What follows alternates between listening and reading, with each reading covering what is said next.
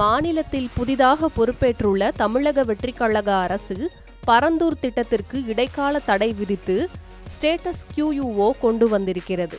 ஆனால் இந்த திட்டத்தை எக்காரணம் கொண்டும் கைவிடக்கூடாது என டெல்லியிலிருந்து மினிஸ்ட்ரி ஆஃப் சிவில் ஏவியேஷன் மற்றும் ஏஏஐ தரப்பிலிருந்து முதலமைச்சர் விஜய்க்கு உச்சகட்ட அழுத்தங்கள் கொடுக்கப்பட்டு வருகின்றன. இதன் பின்னணியில் இருக்கும் முழுமையான விவரங்கள் குறித்து பார்க்கலாம். பரந்தூர் பசுமை வழி விமான நிலைய திட்டம் என்பது ஏதோ சில மாதங்களில் எடுக்கப்பட்ட முடிவு இல்லை. கடந்த 7 ஆண்டுகளுக்கும் மேலாக பல்வேறு ஏர்ஸ்பேஸ் ஃபீஸபிலிட்டி ஆய்வுகள், மண் பரிசோதனைகள் மற்றும் பாதுகாப்பு அமைச்சகத்தின் தீவிர பரிசீலனைக்கு பிறகே இந்த இடம் இறுதி செய்யப்பட்டது. கடந்த 2025 ஏப்ரலில் இதற்கான இன் பிரின்சிபல் அப்ரூவல் எனப்படும் கொள்கை அளவிலான அனுமதியும் மத்திய அரசால் வழங்கப்பட்டு விட்டது. ஏற்கனவே சுமார் 1700 ஏக்கர் நிலம் கையகப்படுத்தப்பட்டு அடுத்த கட்டமாக டெண்டர் விடும் பணிகளுக்கான ஆயத்தங்கள் நடந்து வந்த நிலையில் தற்போது தாவேக அரசு இத்திட்டத்தை மாற்று இடத்திற்கு மாற்ற முற்படுவது தமிழகத்தின் தொழில் வளர்ச்சியை பல ஆண்டுகள் பின்னோக்கி தள்ளிவிடும் என்று எச்சரிக்கிறார்கள் ஏவியேஷன் எக்ஸ்பர்ட்ஸ். தற்போதைய மீனம்பாக்கம் விமான நிலையம் அதன் உச்சகட்ட பயணிகள் கையாளுதல் திறனை நெருங்கிவிட்டது. இதனால் புதிய சர்வதேச விமான நிறுவனங்கள் சென்னைக்கு வர தயங்குகின்றன.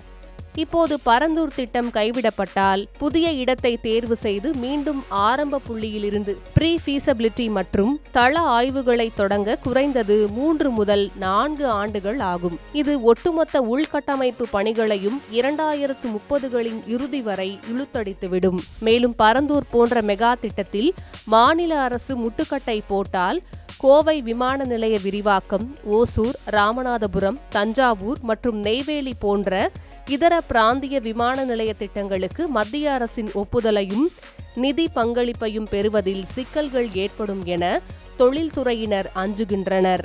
நீர்நிலைகளையும் விவசாய நிலங்களையும் அழித்து விமான நிலையம் அமைக்க அரசு அனுமதிக்காது, மாற்று இடங்களை மட்டுமே பரிசீலிப்போம் என முதலமைச்சர் ஜோசப் விஜயின் நிலைப்பாட்டை சட்டத்துறை அமைச்சர் CTR நிர்மல்குமார் திட்டவட்டமாக தெரிவித்துள்ளார். ஏகனாபுரம் மக்களின் 1000 நாட்களை தாண்டிய போராட்டத்திற்கு அரசு மதிப்பளித்தாலும் நடைமுறை சாத்தியக்கூறுகள் மற்றும் டெல்லியின் நெருக்குதல் காரணமாக அரசுக்கு நெருக்கடி அதிகரித்துள்ளது.